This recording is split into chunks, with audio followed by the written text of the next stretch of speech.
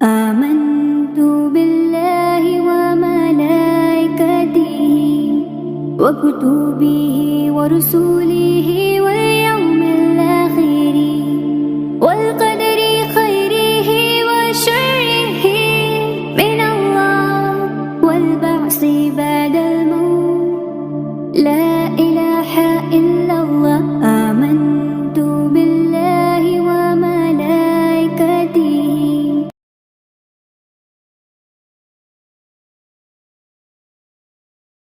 إن الحمد لله نحمده ونستعينه ونستغفره ونعوذ بالله من شرور أنفسنا ومن سيئات أعمالنا. من يهده الله فلا مضل له ومن يضلله فلا هادي له. وأشهد أن لا إله إلا الله وحده لا شريك له وأن محمدا عبده ورسوله. أما بعد فإن أصدق الحديث كتاب الله وأحسن الهدي هدي محمد صلى الله عليه وسلم وشر الأمور محدثاتها وكل محدثة بدعة وكل بدعة ضلالة وكل ضلالة في النار. اللهم صل على محمد وعلى آل محمد كما صليت على إبراهيم وعلى آل إبراهيم إنك حميد مجيد. اللهم بارك على محمد وعلى آل محمد كما باركت على إبراهيم وعلى آل إبراهيم إنك حميد مجيد.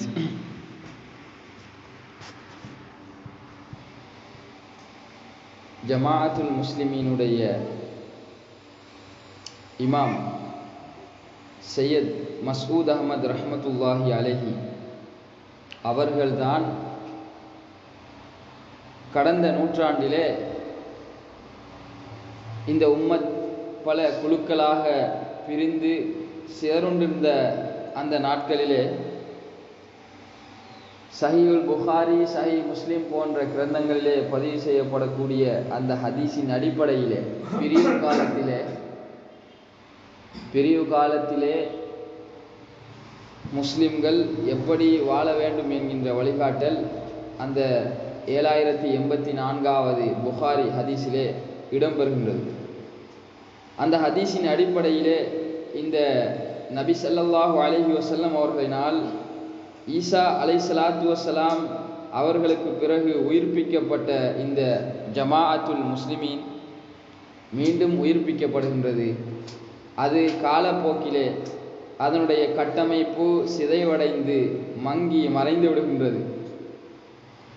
பின் நாட்களிலே மீண்டும் இதே போன்ற அமைப்பிலே ஜமாஅத்துல் முஸ்லிமீன் தோற்றுவிக்கப்படும் என்ற நபிகளார் ஸல்லல்லாஹு அலைஹி வஸல்லம் அவர்களுடைய முன்னறிவிப்புக்கு இணங்க எம்முடைய அறிவுக்கு உட்பட்ட வகையிலே 1960ஆம் ஆண்டு காலப்பகுதியிலே பாகிஸ்தான் மண்ணிலே ஜமாஅத்துல் முஸ்லிமீன் மீண்டும் உயிர்ப்பிக்கப்படுகின்றது. அதனை உயிர்ப்பித்தவர்கள் மஸ்ஊத் அஹ்மத் ரஹ்மத்துல்லாஹி அலைஹி அவர்கள். ஒரு சத்திய சன்மார்க்கத்தை மீண்டும் உயிர்ப்பித்து மக்களை சீராக வழிநடாத்துவது, அதற்குரிய வழிகாட்டல்களை கொடுப்பதென்பது மிகப்பெரிய ஒரு பணி. ஆனால் அந்த மனிதர் தன்னுடைய 50வது வயதிற்கு பிறகு பல 100 சொச்சம் புத்தகங்களை எழுதியிருக்கின்றார். அதே போன்று அல் குர்ஆனுக்கு 10 பாகங்களிலே தஃப்சீர் விரிவுரை செய்திருக்கின்றார்கள்.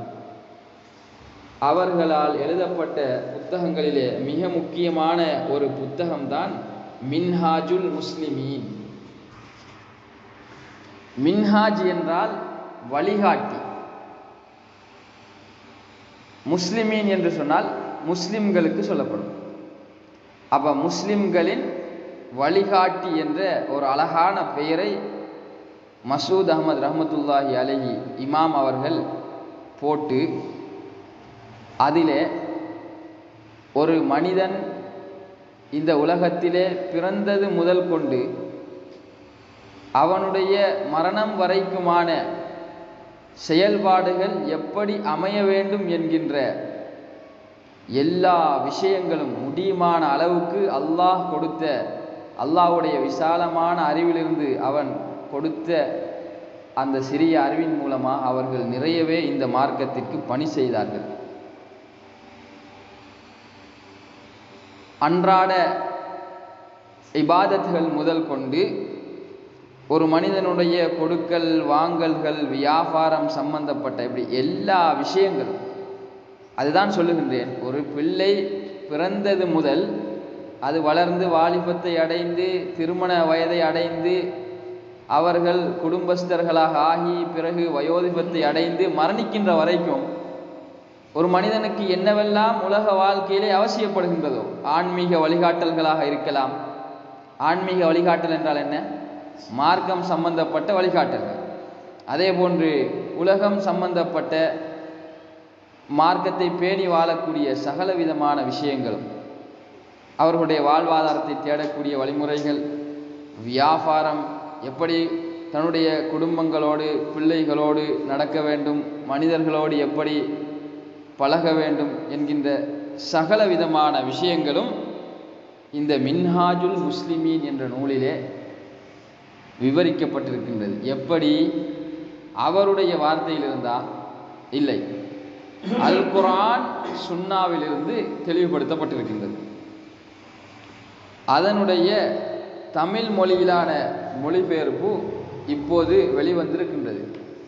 கடந்த ஷூரா 14ஆம் தேதி 9ஆம் மாதம் 2025 நடைபெற்ற ஷூராவிலே முதல் கட்டமாக அவர்களுடைய அந்த உருது மூல நூலிலிருந்து 5இல் ஒரு பகுதி தான் நாங்கள் இதுவரைக்கும், அதாவது மொழிபெயர்ப்பு செய்யப்பட்டு வெளியிடப்பட்டிருக்கின்றது.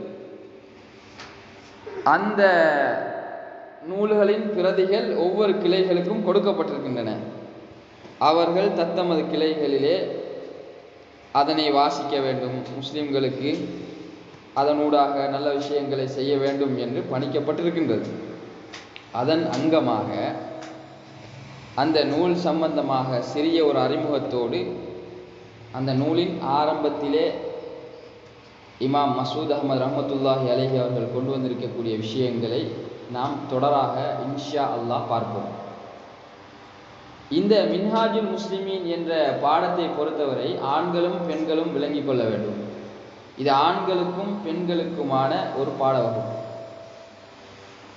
உங்களுக்கு ஏற்கனவே பெண்களுக்கான பயான் நிகழ்ச்சி என்ற ஒன்று மாதாந்தம் நடத்துமாறு சொல்லப்பட்டிருக்கின்றது. அந்த நிகழ்ச்சிக்கும் இதற்கும் எந்த சம்பந்தமும் இருக்க முடியாது. இது இலங்கை தலைமைத்துவத்தால் அவர்கள் ஒவ்வொரு கிளைகளுக்கும் விஜயம் செய்கின்ற போது இந்த மின்ஹாஜுல் முஸ்லிமீன் சம்பந்தமாக அந்தந்த கிளைகளிலே பாட வகுப்பு நடத்தப்படும். இது எல்லா கிளைகளுக்கும் பொதுவான ஒரு அமைப்பு முறை. ஆனால் தத்தமது கிளைகளிலே பெண்கள் பயான் என்ற ஒரு பகுதி விசேடமாக பெண்களை அழைத்து அது நடாத்த வேண்டும். அதற்கும் இந்த மின்ஹாஜுல் முஸ்லிமீன் என்ற இந்த பாட வகுப்பிற்கும் எந்த சம்பந்தமும் கிடையாது. மின்ஹாஜுல் முஸ்லிமீன் என்ற இந்த பாட வகுப்பு உங்களுடைய மார்க்க அறிவை விருத்தி செய்வதற்கான மேலதிகமான ஒரு பாடம் என்பதை நீங்கள் புரிந்து கொள்ளுங்கள். முதலாவதாக அவங்க தலைப்பு போடுறாங்க, அல் ஈமான் வமா யதஅல்லகு பிஹி, ஈமானும் அது சம்பந்தப்பட்டவைகளும். ஈமான் என்றால் எங்களுக்கு தெரியும், ஈமான் கொள்ள வேண்டிய அம்சங்கள் 6 இருக்குது. அல்லாஹ்வை நம்புதல், மலக்குமார்களை நம்புதல், தூதர்களை நம்புதல், மறுமை நாளை நம்புதல், கதிரை நம்புதல், இப்படி இருக்குது. இதில் ஈமானோடு சம்பந்தப்பட்ட, ஏன்னா ஒரு மனிதனுக்கு மிக அவசியமானது, ஆன்மீக வழிகாட்டல்களிலே மிக முக்கியமானது ஈமான் இருக்க வேண்டும். அந்த ஈமான் வந்ததன் பிறகுதான் அவன் இஸ்லாமாக ஒரு முஸ்லீமாக வாழ முடியும். முதலாவது உள்ளத்திலே வரக்கூடிய அந்த நம்பிக்கை. அப்ப ஈமான் சம்பந்தமாக முதலாவது அமீர் அவர்கள் கொண்டு வருகின்றார்கள் அத் தௌஹீத். தௌஹீத் என்றால் ஓரிரை கொள்கை அல்லது ஏகத்துவம், அல்லாஹுவை ஒருநிலைப்படுத்துவது என்பது அர்த்தம். ஏகத்துவத்தின் பொருள் என்னவென்றால், அமீர் அவர்கள் எழுதிய அந்த விஷயங்களையே வாசித்து தெளிவுபடுத்துறது மிக சிறந்ததாக இருக்கும்.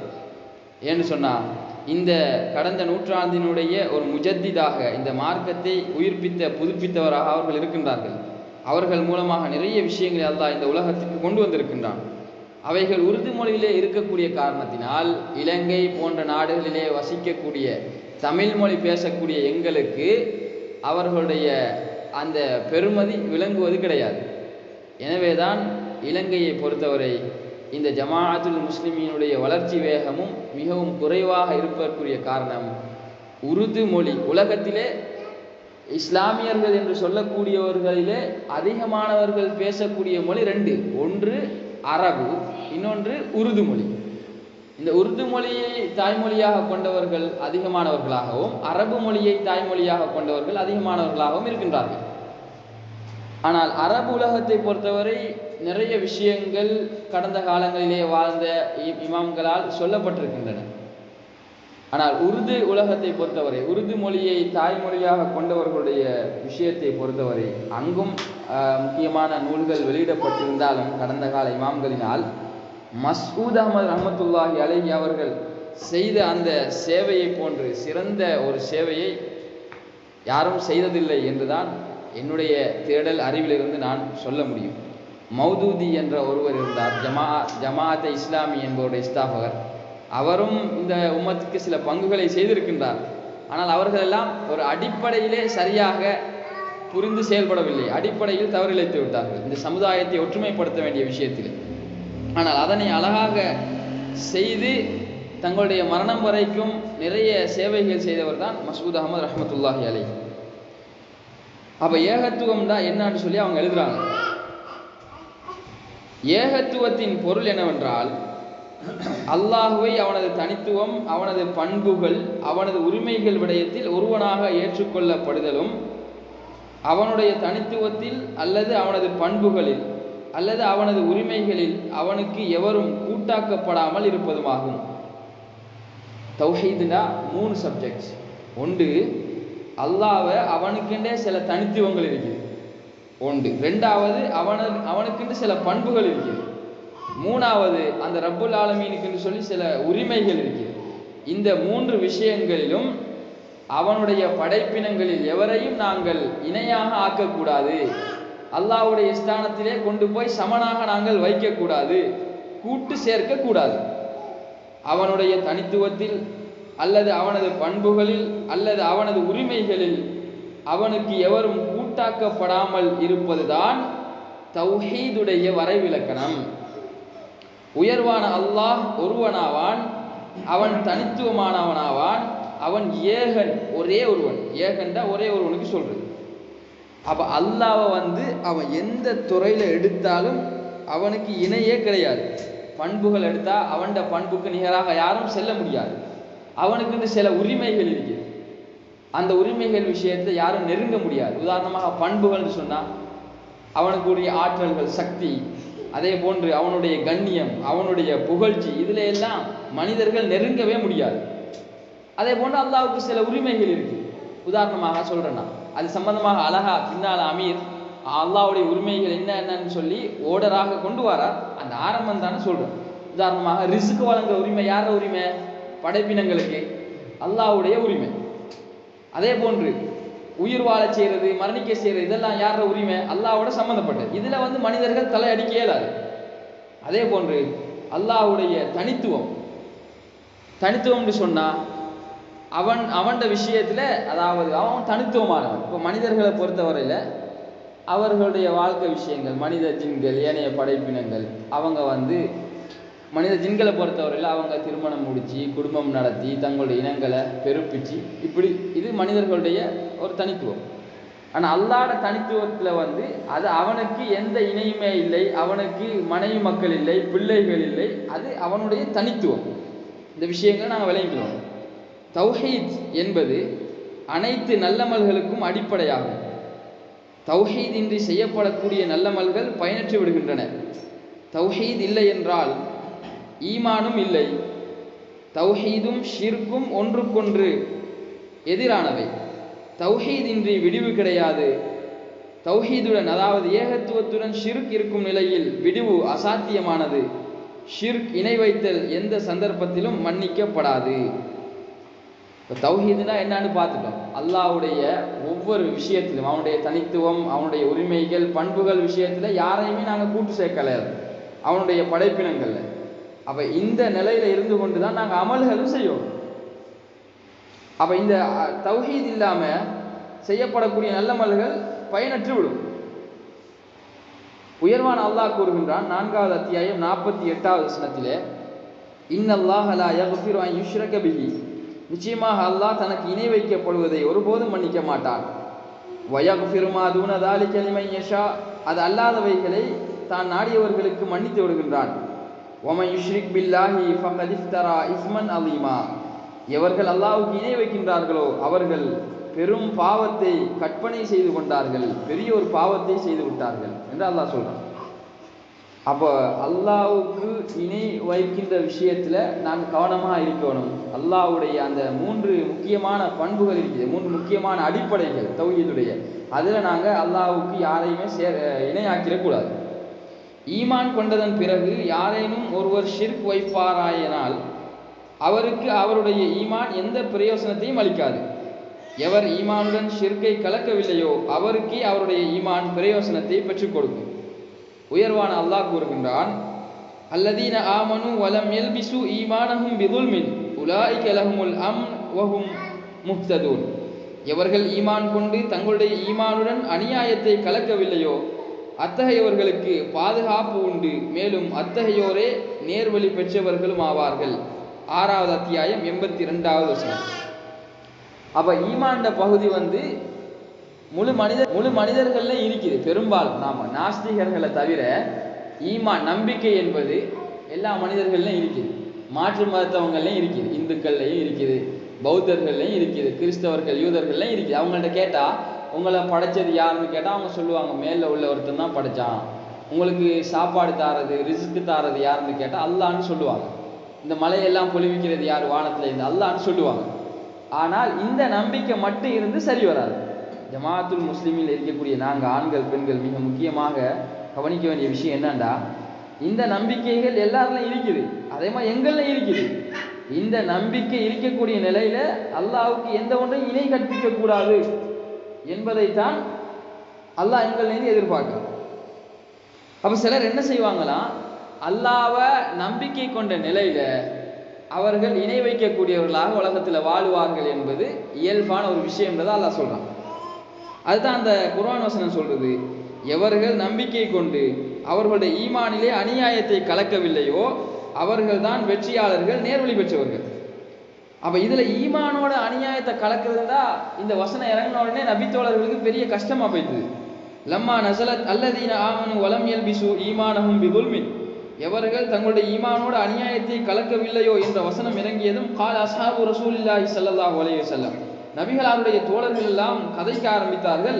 ஐயுனா லம் யظلم நஃப்ஸஹு, யார் எங்களுக்கு நாங்களே அநியாயம் செய்யாமல் இருக்கிறது? நம்ம என்ன செஞ்சிருவோம்? எங்களுக்கு அநியாயம் செய்யறதா என்ன, பாவங்கள் செஞ்சிருவோம், வரம்பு மீறிடுவோம், இப்படி நடந்துருந்தானே. அப்ப இது மனித பலகீனம் தானே, யாரு அப்ப எங்களுக்கு நாங்கள் அநியாயம் செய்யாமல் இருக்கிறது சாத்தியமா அப்படின்னு சொல்லி அவங்க கற்பனை பண்ணி இந்த வசனம் பெரிய ஒரு சுமையாக அவங்க கருதுறாங்க. ஐயுனா லம் யظلم நஃப்ஸஹு ஃபஅன்ஸலல்லாஹு அஸ்ஸ வஜல்ல, அந்த நேரத்தில் சஹாபாக்களுக்கு ஆறுதல் தெரிவித்து அல்லாஹ் ஒரு குர்ஆனி வசனத்தை இறக்குகின்றான். இன்ன ஷிர்க லதுல்முன் அதீம், அநியாயம்டா என்ன தெரியுமா? அல்லாஹ் அநியாயங்கள்ல மிகப்பெரிய அநியாயம் என்பது அல்லாஹ்வுக்கு இணை கற்பிப்பது என்று சொல்லி அவர்களுக்கு ஆறுதல் படுத்துறான். அப்ப இணை வச்சா தான் அது அநியாயம். அல்லாஹ் இதன் மூலம் ஈமான் கொண்டு அநியாயத்தை கலக்கவில்லை என்பதன் மூலம் ஈமான் கொண்டு எவர்கள் இணை வைக்கவில்லையோ அவர்கள் தான் நேர்வழி பெற்றவர்கள் என்ற விஷயத்தை அல்லாஹ் இன்னொரு வசனம் மூலம் எங்களுக்கு தெளிவுபடுத்துறான். சொல்லி போட்டு நபி ஸல்லல்லாஹு அலைஹி வஸல்லம் சொன்னார்கள், கால லைஸ கமா தகூலுன லம் யல்பிசு ஈமானஹும் பிதுல்மின் பிஷிர், நீங்க நினைக்கிற மாதிரி ஈமானோடு அநியாயத்தை கலப்பது என்பது ஈமானோடு இணை வைப்பதைத்தான் இங்கே குறிக்கின்றது.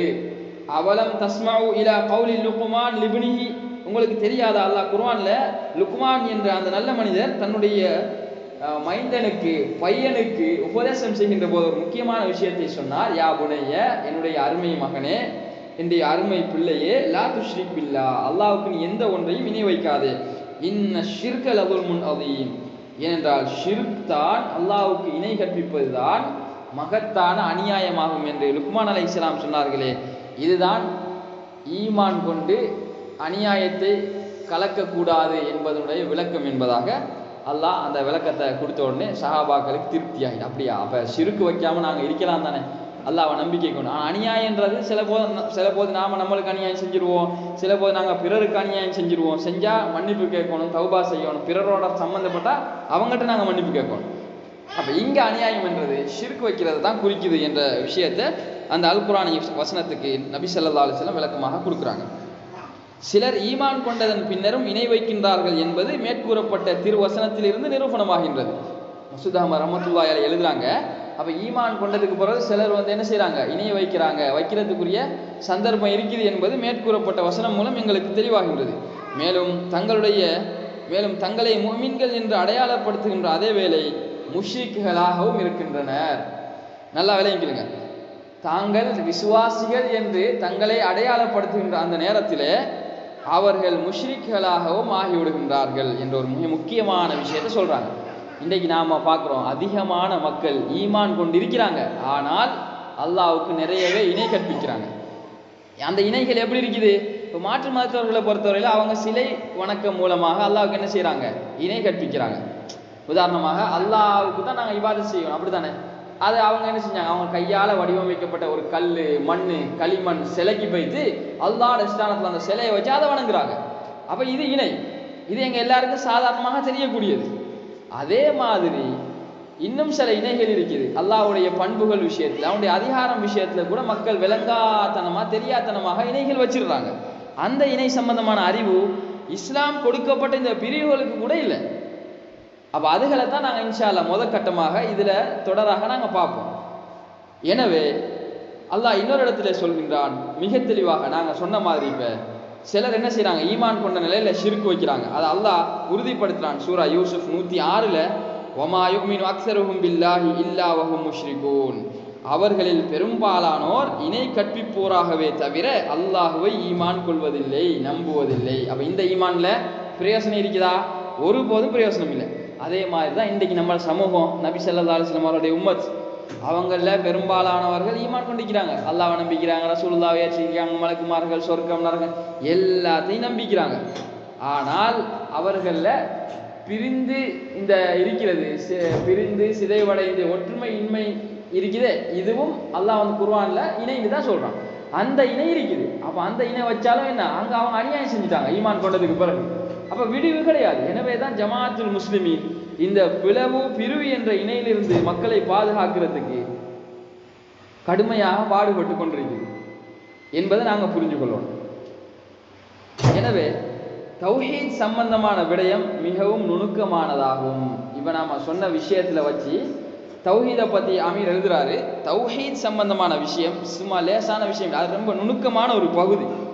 அதை யார் சரியாக புரிந்து கொண்டார்களோ அவங்க தான் வெற்றி பெற்றவர்கள். பொதுவாக மக்கள் அதனது நுணுக்கத்தை பற்றி அறியாமல் ஷிர்கை செய்து தங்களுடைய ஈமானை பால்படுத்தி கொள்கின்றனர். அகீதாவில் கொள்கையில் வரம்பு மீறுதலின் மூலமே பெரும்பாலும் ஷிர்க் ஏற்படுகின்றது. அவுலியா உல்லாஹ் எனும் அல்லாஹ்வின் நேசர்களை விரும்புவது, அவர்களுடைய சிறப்புகளை ஏற்றுக்கொள்வது நிச்சயம் மிகவும் அவசியம். அல்லாஹுடைய தனித்துவம், அவனது பண்புகள், அவனது உரிமைகள் விடயத்தில் இவர்கள் கூட்டாக்கப்படுவது அதனுடைய முடிவல்ல. மிக முக்கியமான ஒரு விஷயம். இன்றைக்கு நம்ம சமூகத்தில் அவுலியாக்கள் ஒரு சாரார் எடுத்துக்கொண்டு அவங்க நல்லடியார்களாக வாழ்ந்து மரணிச்சுக்கிறாங்க. பொடிய சத்தம் போறாங்க, கொஞ்சம் தூக்கிட்டாங்க.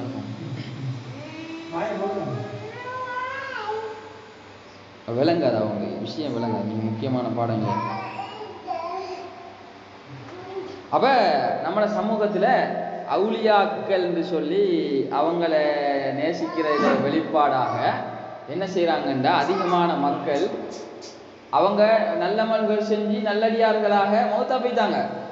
அவங்களுக்கு கபரை மேல கட்டி அவங்கள்ட்ட போய்த்து தங்களுடைய தேவைகளை கேட்கிறது, அல்லாஹ்கிட்ட மன்றாட வேண்டிய கோரிக்கைகளை அவங்கள்ட்ட வைக்கிறது, அவங்களுக்கு போய்த்து சுஜூதில் விழுகிறது. இது போன்ற மிகப்பெரிய ஷிர்க் இன்றைக்கு இலங்கையில சில இடங்கள்ல பல பகுதிகளில் இருக்குது. இப்போ கிண்ணியா பொறுத்தவரையில மாஞ்சோலை என்ற ஒரு பகுதிக்கு போனீங்கன்னு சொன்னா அங்க ஒரு பள்ளி இருக்குது.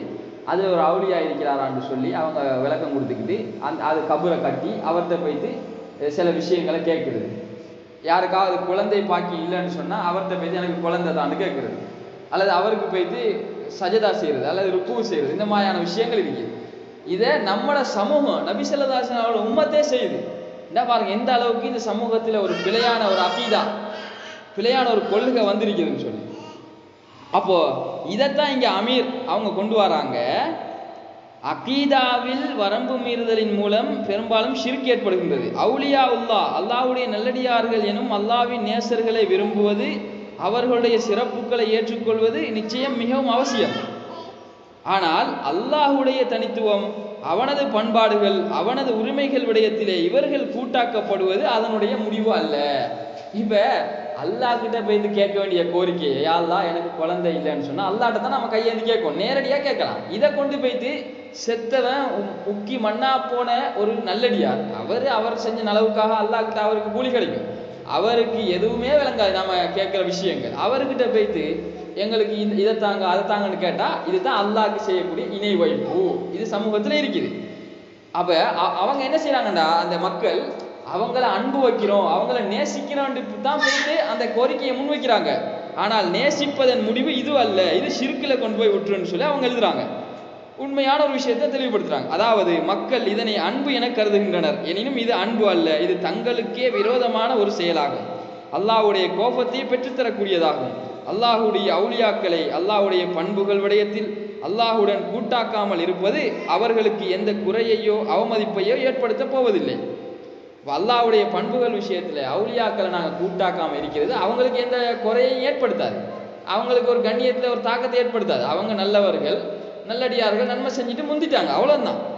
ஆனா நம்மள அறிவில்லாத மக்கள் அல்லாஹ்க்கு செய்ய வேண்டியதை அங்க போய் செய்யறாங்க. இது மிகப்பெரிய ஒரு ஷிர்க். இது அல்லாஹ்க்கு கோபத்தை ஏற்படுத்தும். எந்த அளவுன்னு சொன்னா அல்லாஹ் சொல்றான், யாராவது எனக்கு செய்ய வேண்டிய இபாதத்துல கூட வேறொருவரை கூட்டாக்கினால் அவரை நான் அப்படியே விட்டு விடுகின்றேன். நாளை மறுமை நாள்ல நான் என்ன சொல்லுவேன்டா, நீ எவனை கூட்டாக்கினாயோ அவனிடத்திலே நீ கூலியை பெற்றுக்கொண்டு சொல்லி அல்லாஹ் சொல்லிடுவானா? முடியுமா இந்த மனிதர்கள்ட்ட போய்த்து நாளைக்கு மறுமை நாள்ல நாம கூலி கேட்கிறது? முடியுமா? இது ஒவ்வொரு நபிமார்களே மறுமை நாள்ல யா நப்சி யா நப்சி எனக்கு யாரு விடுவு தாரதுன்னு சொல்லி அல்லாஹ் கிட்ட கெஞ்சிக்கிட்டு இருக்கக்கூடிய நேரத்துல மனிதர்கள் போன்ற இந்த அவுலியாக்களால் எதுவுமே செய்ய முடியாது.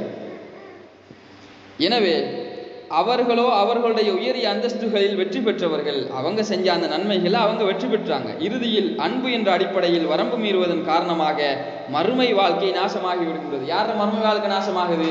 யார் அன்பு செலுத்துறோம்னு சொல்லி வரம்பு மீறி போய்த்து அவங்களோட காலில் விழுந்தாங்களோ, அவங்களுக்கு சுஜூது செஞ்சாங்களோ, அவங்கள்ட்ட தேவைகளை கேட்டாங்களோ, அவர்களுடைய மறுமை வாழ்க்கை அப்படியே நாசமாகி விடுகின்றது.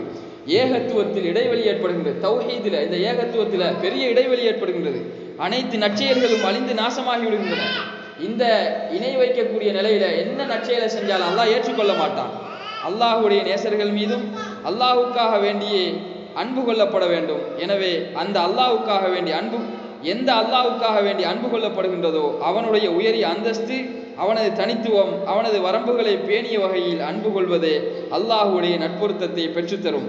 அல்லாஹுக்காக விரும்புவதில் அல்லாஹுவின் நட்பொருத்தம் நாடப்படாமல் இருப்பது எவ்வளவு கவலைக்குரிய விடயமாகும். அதாவது ஒரு ஆள் அல்லாஹுக்காக விரும்புகிற விஷயத்துல அல்லாஹ்வோட திருப்தி நாடப்படாமல் இருக்கிறது எவ்வளவு பெரிய கவலையை தருவது. இந்த சமூகம் நட்பொருத்தம் பேர்ல இணைய இல்லையா போய் செய்து ஷிர்க் வைக்கிதுன்னு சொல்லி எழுதுறாங்க.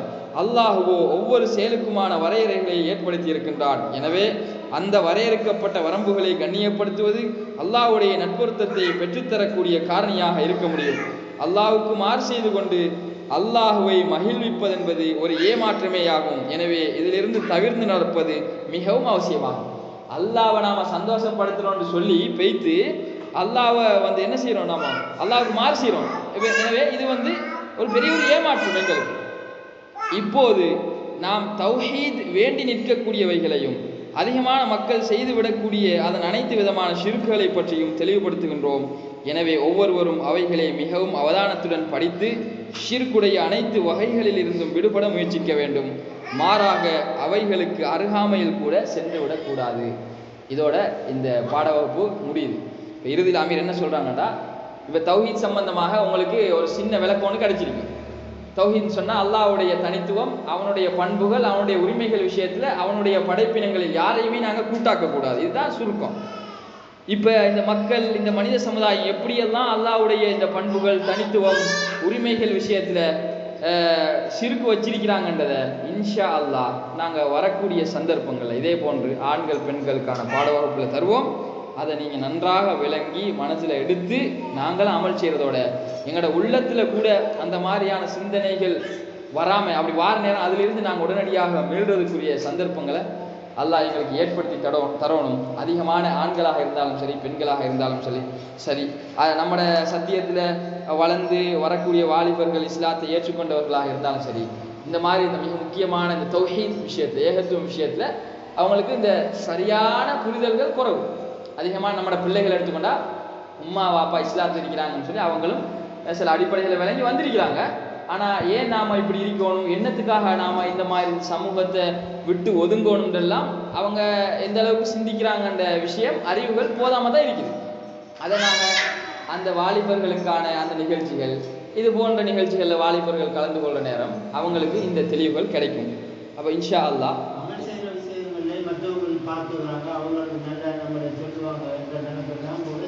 அதெல்லாம் அப்படி இந்த இதில் கட்டங்கட்டமாக வருது. இன்ஷா அல்லாஹ் நாம் இன்னொரு சந்தர்ப்பத்தில் இந்த மின்ஹாஜுல் முஸ்லிமின் தொடர் 2ல் தொடர்ந்து நாம் பார்ப்போம். இந்த வாரம் எவ்வளோ தடிப்பயிருக்கு இந்த புத்தகம், எவ்வளோதையும் நாங்கள் பார்த்து படித்து எங்களோட அறிவை நாங்கள் வளர்த்துக்கொள்ளணும்.